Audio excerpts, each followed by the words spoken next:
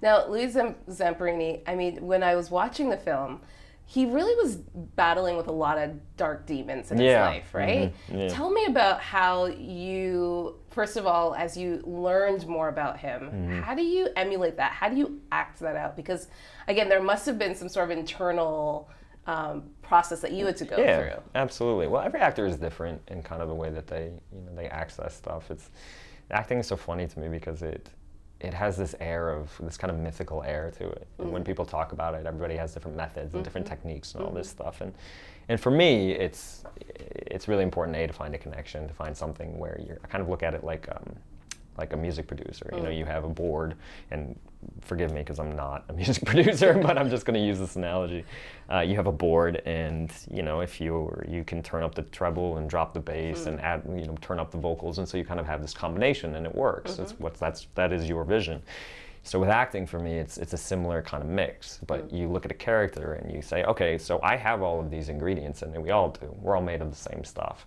And for different characters, it's just a little bit more of this and less of this, a little bit more of this and less of this. So in my kind of approach, I guess, I feel like all of our personalities have a code in a way. Yeah. And so then if you can kind of find those things where like, oh, hey, we both have the same level of treble, but his bass is a little bit higher than mine. And that can be vocally, that can be emotionally, that can just be in the way that, we talk about energy is never destroyed, it just is kind of rerouted. And so some characters, if they're faced with a certain type of trauma or for a certain type of obstacle, they're going to approach it one way, and whereas I personally might approach it different. So identifying those is, I think, really important. So what was the tactic that you took in embodying Louis Zamperini? And also the fact that this is a real life man, like this is a true life story. Yeah, that was something that was a first for me. I mean, I've played in very small parts. I've played people who've been alive before, but this is the first time that I've really taken on something of this size. Yeah.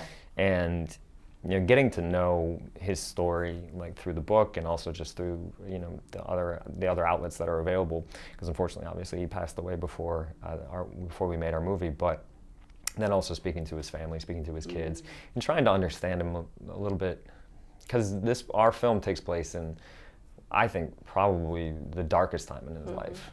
You have the story before this where it's such an amazing story of survival and perseverance, and then a lot of people know the story after this, and what he's was able to accomplish and what he did for the community and for the world. But this section of his life, it was so just tumultuous and just so understanding and getting in touch with that wasn't easy, because it's oftentimes not the parts of someone's life that we want to kind of highlight. Yeah. So having access to his family and his kids were so wonderful and gracious about sharing with me, and that was really invaluable. So as you learned about Louis and his faith walk, so that day when eventually he gave his life to Jesus in this revival of Billy Graham, of all people, right? When Billy Graham, nobody knew who Billy Graham was. Yeah. What did you learn about his faith and how deep that became? Well, what was so interesting to me about that was how kind of instantaneous it was. This is another thing that was given to me. This was given to me by his kids, is they spoke about how it just was a switch. And again, when you're thinking about who he was, or when you learn about who he was as a person, the way that he handled himself, it makes a lot of sense, actually, because he would walk a path and resist. So much of his life, especially early on, was resistance, where he had one way or one idea about what he wanted to do, and then that would butt heads with authority, or his authority in many different functions and fashions, and even just death. Death was there and saying, okay, we're going to take you down, and he's going, nope.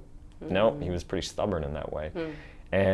But once he believed something, once he found a way, then there was no other option. He just made the switch.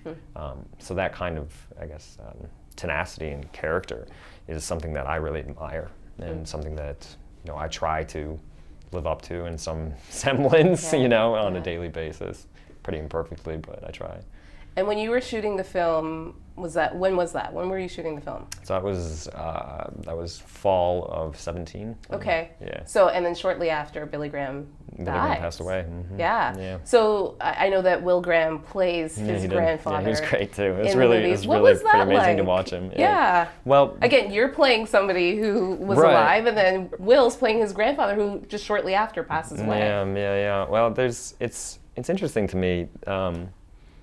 Working with Will was really quite amazing. I mean, he's such a wonderful guy. He's so nice, and he was just really thoughtful from the minute that he walked on set. Yeah. So why should people see the film?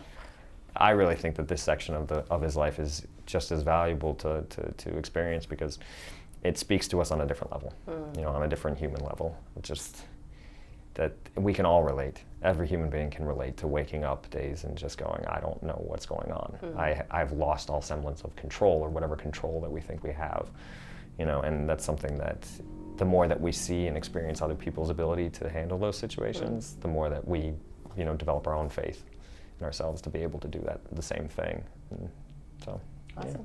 Yeah. Thanks, Sam. Sure. Happy to be here.